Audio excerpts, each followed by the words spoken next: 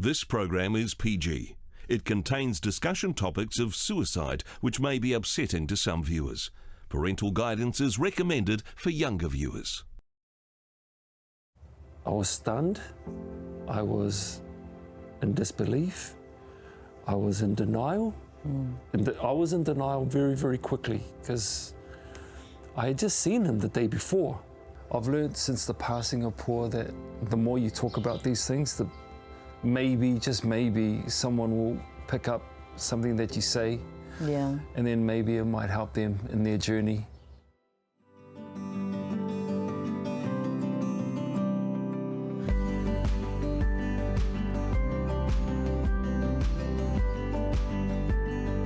Hi, I'm Lizzie Oakes and welcome to Finding the Light.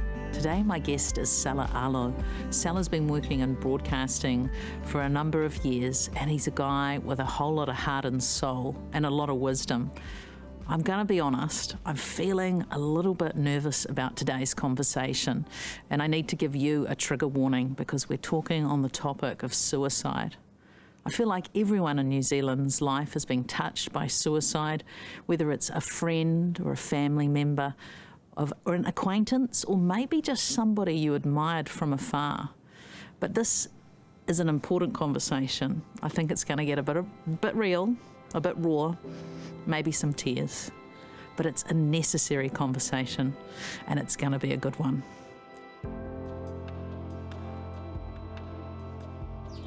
Yeah, I was one of the smart ones because I sat behind the ones who were making all the noise and stuff like you. I sit behind like you. Well, that's not stupid. No, that's why I'm smart. So tell me about your family. Where did you grow up and that kind of thing? I don't know if you know this, but I was born in Samoa.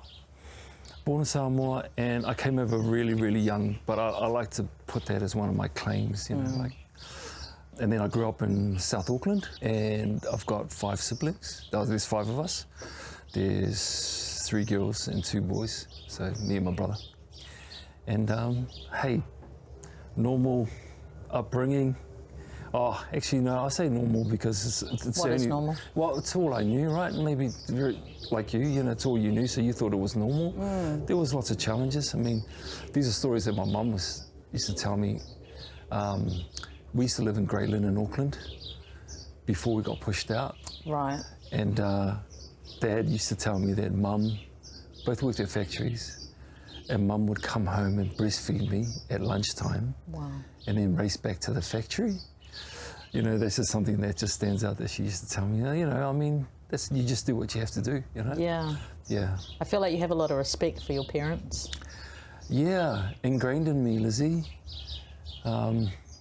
And that's something they actually pass on to my kids. I say there's only 2 things that I want from you, it's manners and respect. Nice. Yeah, you plant that, then I think you're good. Yeah, I agree. Yeah. Hey, so thank you so much for sitting down and having this conversation today. I have to be honest, when I approached you for it, I was feeling a bit nervous because, you know, we're talking about the loss of your dear friend, Pua Magasiva. And, you know, grief's like a really personal thing. But it's amazing that you said yes, and I think, you know, this is an important conversation for us to have.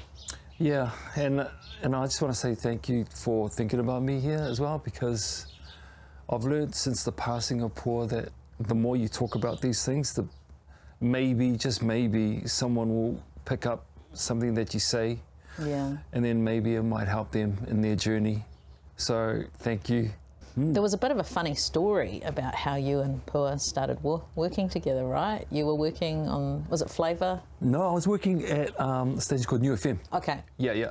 And I don't know if it's funny or not, but I was looking for a co-host and I don't know, it's rambling through names, going through names, and I thought Pua and I had known each other, but we weren't really close. Yeah. But I'd known what he did, and I saw him on the screen as, you know, I think somebody's got a lot of energy and a lot of character, a lot of charisma. So I thought, man, this dude would be pretty cool on the radio. So I got him in for an interview, just a standard interview, just to see how we would work together. Yeah. And as soon as that interview was done, I said, hey, have you got a second? I just want to have a chat to you about something. And I just said, hey, would you consider, you know, jumping on air with me and doing it as a gig? And he was sort of taken aback because at that stage he was into Shortland Street. Yeah, yeah. So he was trying to balance that career. And I thought, you know, from a selfish perspective, I thought, well, he's going this way with Shortland Street. Yeah. I could just leverage on the back of that, you know. Yeah, so that's how that sort of started. And obviously you guys had a great rapport, because how many years did you do the S&P show together? Man. Quite a few. Yeah, quite a few. Sorry, Liz, I can't remember. We started in 2011, right through until things changed. And I have watched some of your footage of funny things that you guys did, like imitating boy bands. I saw a clip I watched recently where you sort of did a remake of the Karate Kid. Oh, gosh. You know, some of those videos I can't even watch back because that's why he's the actor. Yeah. And I'm not, you know. No, you were great. No. But that's really special to have that, you know, when you just click, that bond, when you just click with somebody, right? Yeah, well, when I got him on air as a host, I just got him on air as a host. And I thought, okay, we'll see how long this goes. And then as we started working together, you know, you start creating that friendship, you create that bond, and you get to know them as a person, and then you get to know them as their family, and that friendship just magically happened. And I'm so blessed that it happened. Yeah. Because he was one of my best friends. Yeah. Yeah. Yeah. So I mean, lots of people would know Pua, like you said, Shortland Street, and then you guys were on air together on the radio. And people have a sort of on-air persona, but obviously you knew him well because you knew him on air and off air. What sort of person was he? Oh, he's the same idiot that he was on air. He was off air. I mean, in the nicest way. No, he was his true self. What you heard on radio was actually him. Yeah. Useless at prepping. He was there as that funny person, and everyone loved his energy. I loved his energy. I loved his charisma. I loved his authenticity, warts and all. So how did you hear the news of Pua's death? May 11, 2019 will always be a day that I'll remember, Lizzie.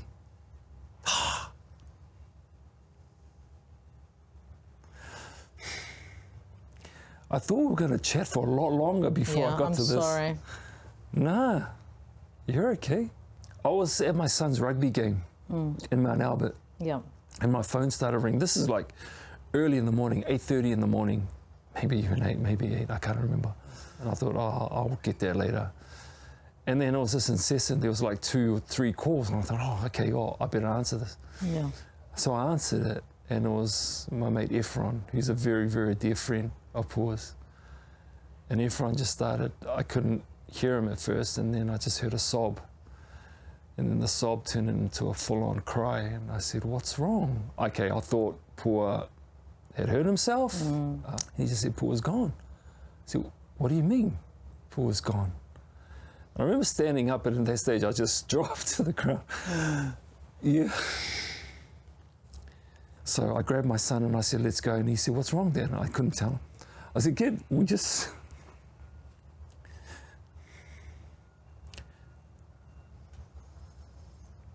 Sorry, Lizzie.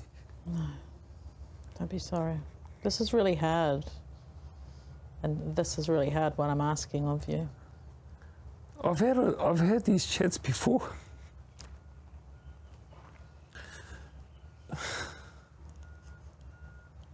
I get my son into the car to go home, and he's asking me, Dad, what's wrong? I just said, something's up with Mum and Dad, with my mum and dad, just because I didn't want to. And so he sort of left it, and we got home, which wasn't far from the place, and I just sort of got out of the car, quickly went upstairs, and my wife's upstairs. And I just couldn't talk for a little bit, and she said, what's wrong? Then I just, had to tell her.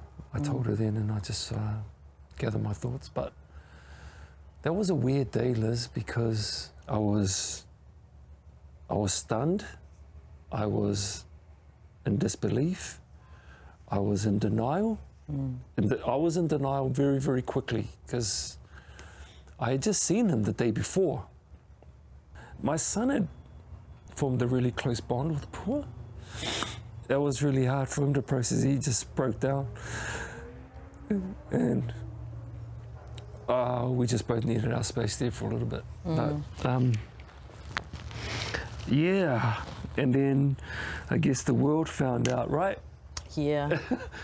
And then that was something else that I had to deal with. Like when it plays out in the public, it's tough for him and his family, and you know he's not here to defend himself in some of those things. Pua wasn't perfect by far. He was by no. He was not a perfect individual, and he'd be the first one to admit it. Maybe not to people outside the circle, but he admitted it to me a lot, that he was struggling, he was trying to fix himself in certain things. Yeah. So yeah, you knew things were hard. I knew things were hard. I knew he was going through a lot of things, and he would not answer my calls sometimes when I'd ring to check up on him. So what does a good mate do? He just turns up at his house, unannounced. So I'd do that just to check up on him. But people don't know that, you know, they see the character, they see the persona, they see the Instagram, and you know, you see the person that you see on TV that's faultless and is always smiling, which is partly true, but there's some things going on inside. It's only one-dimensional. Yeah, and I guess again, when it plays out in public, you're sort of trying to defend that this individual wasn't perfect. He was just trying to come to terms with what he was dealing with, and it just got the better of Pua in the end. He was seeking treatment for some of the stuff he was going through. I want people to know that. He was in a toxic relationship. And again, I want to make it clear too, Lizzie, that he wasn't perfect. He did some silly things. He did some stupid things. I'll say that. It didn't help. No. That's what I'm saying. Yeah. It didn't help the cause. And I guess it just got a bit too hard for Pua, and he wasn't able to fight it in the end. And he thought the best way for me to deal with this, and maybe for everyone else to be happy, is if I'm not here, which is far from the truth. I miss him tremendously, Lizzie. He was one of my best friends. I miss him.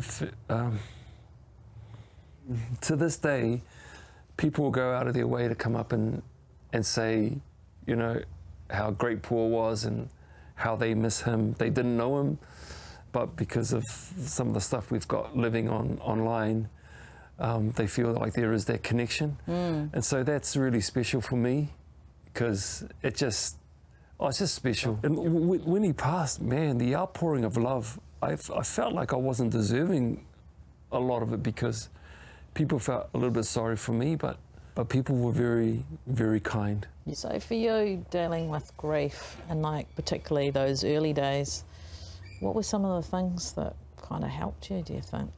It's funny you say that, Lizzie, because when he passed, I was in a hurry to fix everything. I was in a hurry to make sure no one else could feel the pain that I was going through. And I remember reaching out to Mike King, and Mike's an ambassador for mental health, and he's a great ambassador for the I Am Hope charity. And I reached out to Mike and I said, Mike, can I catch up with you, because I want to jump on the bandwagon and I want to go out and, like, you know, do something. There's got to be something good that's come out of it. And Mike came out and met me at a cafe, and we sat down, and I was rambling on. I said, Mike, you know, this is happening. I just don't want this to happen to anyone else. And Mike just looked at me and said, bro, just stop. Just slow down, just stop. You've just lost your best mate. Just breathe. That's what he said. He said, just breathe. You have to deal with you first, and deal with what's happening inside you first. And you're allowed to grieve, and you're allowed to feel sad, and you're allowed to mourn the loss of your mate. You're allowed to celebrate your friend. I say, he was wonderful, he was great, and he told me just to step back a little bit. So I'm grateful that Mike said that to me, because I was just in a rush to save the world. You're just trying to make sense of it, right? Yeah. And that seemed to be a way of doing it. Bang on. And I wanted to do something, and I wasn't in the right frame of mind to do anything, because I wasn't right. I hadn't quite dealt with everything, because this I'm talking about literally a couple of weeks after Pua had passed. But they talk about the stages of grief, and one of them is denial. You know, so if I don't sort of feel this and I don't focus on it in a way, it's not there, even though you know it is, but it's just like too much for your heart to cope with. Yeah, and you overcompensate and you're trying to keep yourself busy so you don't have to go back there. You're bang on. And I think I was doing a little bit of that. Yeah, and I think that's human nature. It's sort of part of our survival. Yeah, and I totally agree with that as well. And yeah, I've learnt about grief that actually, as much as I hate it, feeling the feelings, processing it, it hurts like nothing else. But then you just don't get stuck there. You are able to move on with your life, but you have to feel the feelings. You have to process the anger, the pain, and that's everything. The challenge. It's part of being human, right? Yeah, it is. And that's the challenge for a lot of people when they're dealing with grief, is to be able to come to terms with that and be able to say, okay, that's okay that I'm going through this. And I hope that when people are going through those stages of grief, that they've got really, really good people around them, because that's really, really, really important. And so I have wonderful people around me as their support mechanism. It wasn't so long, actually before Pua passed, I think it may have been a few months, that I'd found my new church. Okay. And so I think God was prepping me for what was to come. Yeah. Because when I found my new church, Life Church, I know you know, it gave me another massive support mechanism that I was able to lean into my faith a lot more and lean into God for their support. I had my family there, which was critical and crucial, but I also had God on my side. Yeah. And I'll be honest, I don't know how good I would have been had I not had that. It's hindsight. I don't know. I'm here now talking to you, so I think that's testament to how good He has been. Yeah. When you say you lean into God, what does that look like? How do you kind of communicate with Him? I'm very vocal now. I sometimes, even now, I say why, I do an early morning breakfast show, so I like to use the time when I'm traveling to work to just sit with God, and when I'm driving to work, I talk to God a lot on my way to work, and so that's my time when I chat to Him. And when I say I'm vocal, I'm vocal in asking for help. Yeah, that's good. But I'm also vocal in being grateful for what I have. I think that's really, really important, because that puts a lot of things into perspective. You sound like you're talking like you would talk to a friend. Yeah, Lizzie, I think you're right. Yeah, I do. I hope I do. Yeah, I actually don't know how people get through really hard times in their life without knowing that there's this God who's there the whole time, 24/7, 7 days a week, always on your side, always got your back, and always loving you. It took me a long time to understand and fully buy into the fact that God's got my back. Because God's there through the really cool times and the wonderful times, and we want to say thank you, God. Thank you, God, that my son passed, for his exam. Please, God, please let there be a car park, and I thank you that there was a car park right there. We always do that one. Honest, right? And when times are tough and times are rough, we often don't thank God that He put us in a place where we've come out the other side. Yeah. And I'm very grateful to God for getting me through the other side. It's not how we plan things to come out sometimes, but He puts us in a position where we're supposed to be. I'm here talking to you because God planted me at Life FM a year and a half ago. And if He hadn't have done that, you and I wouldn't be chatting. No. He puts us where we're supposed to be. It may not be the right place where we think we're supposed to be, but I've come to understand He puts us where we're supposed to be, and it will make sense once it happens. I'm a lot more deeper in my faith as a result of going through what I've gone through. Yeah. I'm in a position where I'm able to open up and talk to people about how you can be a light for someone who's going through a bit of pain. Yes. You and I have responsibilities to our friends. And as much as we can say, hey, if you're in trouble, you can reach out to me, or you can call some lines that are always open, and that we should be doing that, the helplines. But you and I have got a responsibility to those friends to pick up the phone and text or message to say, are you okay? How you doing, man? I thought of you today. Yeah. There's been some good that's come out of this has made me a lot more proactive around the vulnerability side of things, which is really, really important, especially among men, Lizzie, especially among men. Yeah, I actually heard you say once that you were quite comfortable with being vulnerable. Yeah. Have you always been that way? I think so.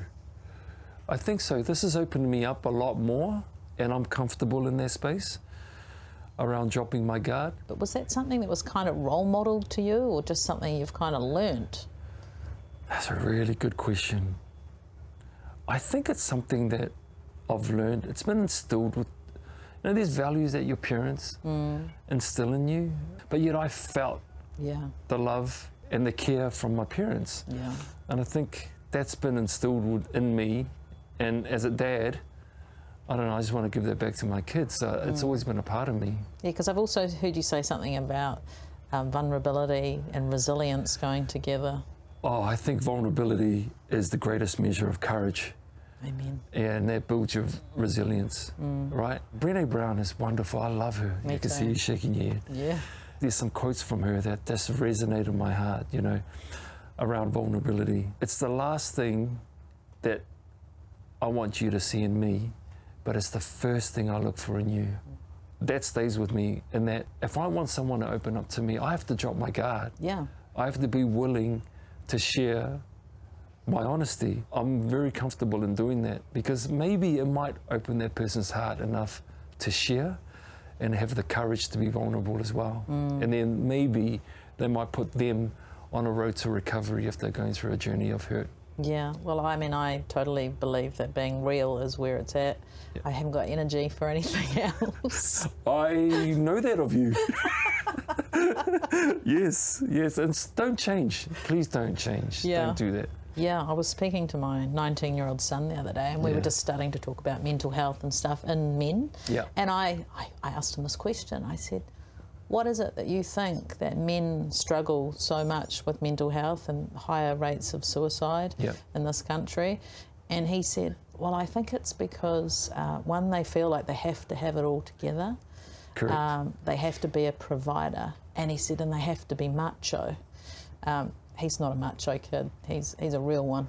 But, you know, like, this is a 19-year-old telling me this. This is what he perceives about society. Yeah. You're a little bit older than him. Just a little bit. Little bit? Plus GST. Yeah. Is that what you see as well? Bang on. Your son's a very knowledgeable young man for his age. I really admire your son for being able to sit down with Mum. There'll be some young men who can't do that. And I think that's a massive step in the right direction, above everything else, to be able to sit down with your mum or your dad and be able to open up about anything, let alone mental health. What is it that we can do in our society to change that? You know, like, it's a male problem, it can also be a female problem of just, oh, how are you? Oh, I'm fine. And you look at that person and you're like, you're fine is not fine. Yep.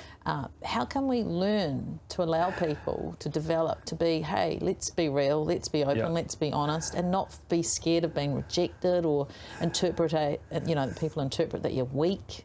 Oh, okay. You know? Again, Lizzie, I'm not an expert on that. I don't have a qualification. I can just tell you what I think would help. And that's to have these sort of things, these sort of discussions, a lot more, a lot more. I want to say we're in a better space because mental health is something that a lot of people want to engage in a lot more now. We've still got a long way to go, but if we can still have these conversations, healthy conversations, then that's a step in the right direction. If someone's going through hurt and going through a bit of pain, the last thing they want to do, or the last thing they're going to do, one of the last things, is pick up a phone and try to ring a friend. So you and I have got a responsibility, or anyone listening's got a responsibility, to pick up a phone and be that person who goes around or checks in on their mate to see if they're okay. Yeah, well, I mean, I've been on the other side of the spectrum where I haven't been well mentally, and I know what that's like, actually, when you're just like, the brain's not working properly, everything's not working properly, you're not sleeping. So just the thought of even ringing anybody, it just doesn't even go through your head. No. You're actually just trying to survive.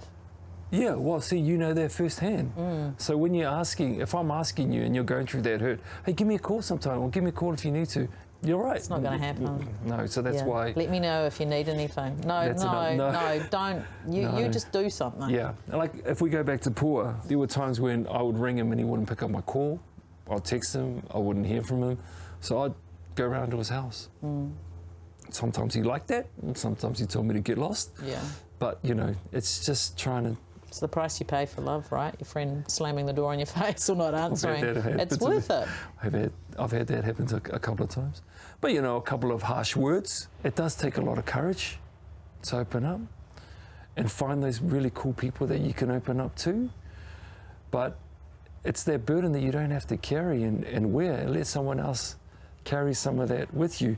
Hey, we're not here to fix anything. You know, I found out very early on when Pua did pass that I don't have the skill set to fix people. I don't have the qualifications to do that.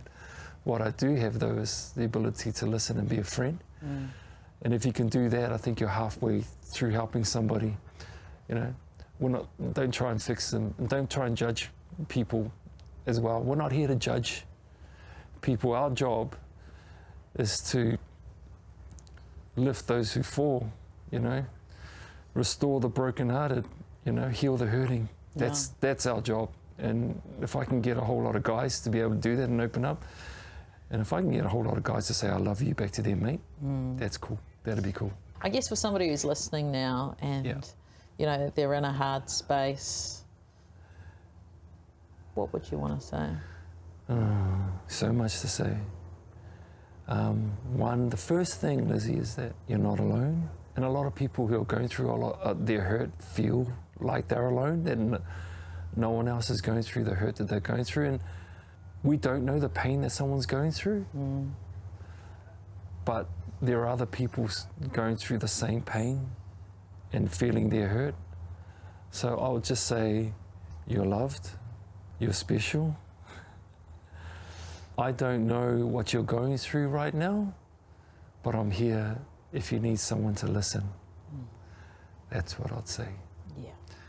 You're awesome, Lizzie. I didn't think you were going to get me to cry in the first 2 minutes, but you did. Yeah, she said that. I appreciate you, Lizzie. Thanks for giving me an opportunity to talk. Come here. Yeah. Hugs. Thanks, Lizzie. Bless you, mate. What an amazing conversation with Salah. You know, I was feeling nervous because I knew it was going to be a hard conversation, but it was a really good one.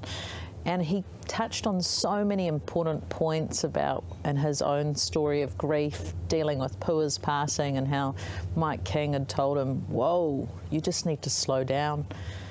And that's the case I've discovered with grief myself. You have to go through it, you have to feel the feelings, you have to process it. It just helps you get through. It's the only way to get through. And I think as a society, it's so important for us to have these conversations, as Salah said, not just on a screen, but actually with people around us, being real, being honest. In Salah's case, vulnerability seems to be his superpower. And I have to say, I think it's an amazing strength when a man allows himself to cry. So thanks so much for being part of this important conversation today. And if you're struggling, make sure you reach out for help. See you next time on Finding the Light.